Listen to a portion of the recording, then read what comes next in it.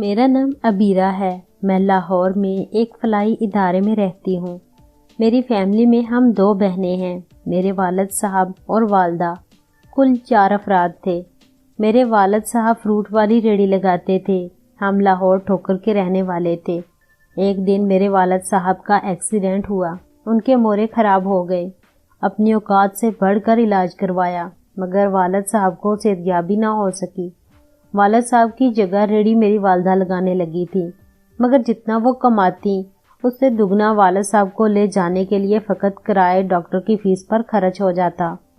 ہم دونوں نے بھی لوگوں کے گھروں میں کام شروع کر دیا۔ والدہ اور میری بہن کام پر چلی جاتی، جیسے تیسے گزارا چل رہا تھا، مگر والد صاحب کا صحیح علاج نہیں ہو پا رہا تھا۔ کسی آدمی نے ایک پرائیویٹ ہسپتال آپریشن کروانے کا مشورہ دیا۔ ہم نے اس کی معلومات لی، حساب لگایا تو پتہ چلا اگر ہمارا گھر بک جائے تو آپریشن ہو سکتا ہے۔ اگر گھر بیچنے کے بعد ٹھیک ہو جاؤں تو بھی ایک نہ ایک دن میں مر ہی جاؤں گا۔ میں کم از کم یہ بوجھ لے کر نہیں مرنا چاہتا کہ میں بیٹیوں کے سر سے چھت چھین کر جا رہا ہوں۔ والد صاحب کی بات سن کر میں سسکیاں لینے لگی، جبکہ میری بہن ہچکیوں کے ساتھ رونے لگی۔ گھر بیچنے والا ارادہ بدل گیا، مگر کچھ دن بعد میری بہن کی عزت پر حملہ کر دیا۔ میری بہن عزت بچا کر بھاگ نکلی۔ جب میں شام کو لوگوں کے گھروں سے کام کر کے آئی تو والد صاحب سمیت سب کے آنسو بہہ رہے تھے۔ جب مجھے حقیقت معلوم ہوئی تو میں بھی بہن کو سینے سے لگا کر آنسو بہانے والوں میں شامل ہو گئی۔ اس رات گھر بھیج کر والد صاحب کا علاج کا رسک لینے کا اٹل فیصلہ ہوا۔ آخرکار ہم نے گھر بھیج کر ایک سرکاری عمارت جو عرصہ دراز سے بند پڑی تھی بنا لے لی۔ میری بہن اور امی ہسپتال میں انتظامیہ کے پاس گئیں۔ آپریشن کی فیس، دوائیوں کا خرچہ، ایڈوانس جمع کروا کر رسید لے لی اور آپریشن کی تاریخ لے کر آ گئیں۔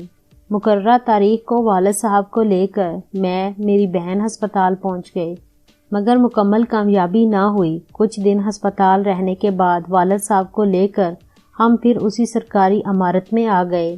یقین کریں، جس دن والد صاحب کو لے کر ہم گھر آئے، فقط ہمارے پاس اتنے پیسے بچے تھے جن سے ہم نے والد صاحب کے لیے فروٹ خرید لیا۔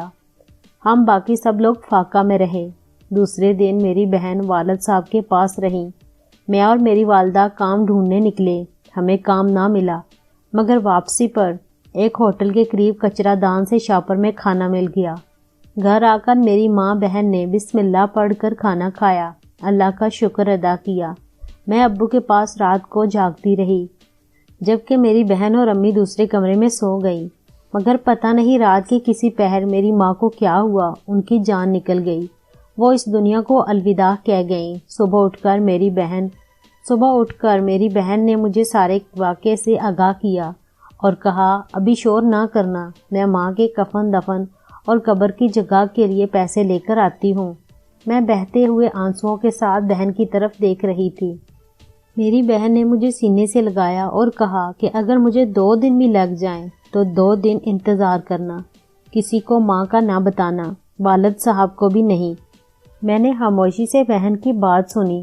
دیکھتے دیکھتے میری بہن میری آنکھوں سے اوجھل ہو گئی۔ میں اپنے سگے باپ سے بھی ماں کی موت کی بات چھپائی۔ میری بہن نے مجھے جاتے وقت یہ بھی بتایا تھا کہ ماں مر کر بھی ماں ہی رہتی ہے۔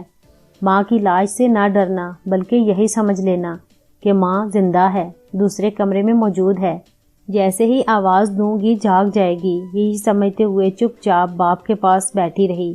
میں نے کسی بھی طرح سے والد صاحب کو ماں کے مرنے کا معلوم نہ ہونے دیا۔ شام تک میری ماں کی لاش سے تعفن زدہ بو آنے لگی۔ میری بہن نہ آئی۔ صبح فجر کی اذان ہو رہی تھی۔ میرے والد صاحب گہری نیند سو رہے تھے۔ جب میری بہن آئی اور مجھے سینے سے لگا لیا، میں سسک اٹھی۔ نماز کے بعد ہم دونوں بہنوں نے والد صاحب کو بتایا کہ ماں مر چکی ہے۔ وہ مرد تھے۔ انہوں نے ہم سے کفن دفن کے پیسوں کا پوچھا تو میری بہن نے بتایا کہ 30,000 روپے ہیں میرے پاس۔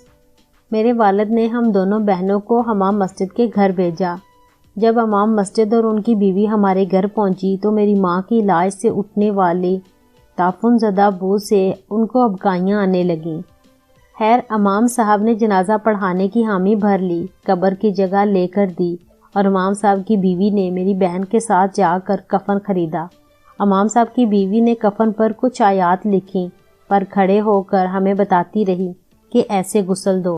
ہم دونوں بہنوں نے اپنی ماں کو اپنے ہاتھوں سے غسل دیا۔ جب مسجد میں اعلان کے بعد 8-9 آدمی آئے، ایک قریبی قبرستان میں میری ماں کا جنازہ کے بعد سپرد خاک کر آئے۔ جس دن میری ماں کو مرے تیسرا دن تھا، اسی دن میری بہن گھر چھوڑ کر چلی گئی۔ میں نے لاکھ منتیں کی مگر اس نے کہا کہ وہ مجبور ہے، اور جانے سے پہلے مجھے سینے سے لگاتے ہوئے فقط اتنا کہا کہ میری لاڈلی بہن، اللہ تجھے اپنے حفظ و امان میں رکھے۔ اگر والد صاحب کا انتقال ہو جائے تو والد صاحب کا کفن کمانے کے لیے درندوں کی دنیا میں نہ نکلنا، ہو سکا تو گھسیٹ کر کسی چوراہے پر لاش رکھ دینا، کوئی خدا ترس دفنا دے گا۔ اتنی بات کرنے کے بعد میری بہن کندھے سے لگ کر فقط 3 سسکیاں لی اور چلی گئی۔ میرے والد صاحب کا انتقال ہو گیا۔ میں نے بہن کی نصیحت پر تھوڑا سا طریقہ بدل کر عمل کیا۔ اس کے بعد یہاں رہنے آ گئی۔ ہاں، میں نے سلائی کا کام شروع کیا۔ سلائی سے جو پیسے کماتی ہوں ان کا کفن خرید کر رکھ لیتی ہوں۔ یہاں کسی کا بھی انتقال ہو تو کفن میں پہناتی ہوں۔ لاکھ انتظار کے بعد بھی پتہ نہیں کیوں میری بہن کبھی لوٹ کر نہیں آئی۔ پتہ نہیں کس حال میں ہے، اس دنیا میں ہے جہاں میں رہ رہی ہوں یا اس دنیا میں ہے جہاں میرے والدین رہ رہے ہیں۔ یہ دنیا بہت ظالم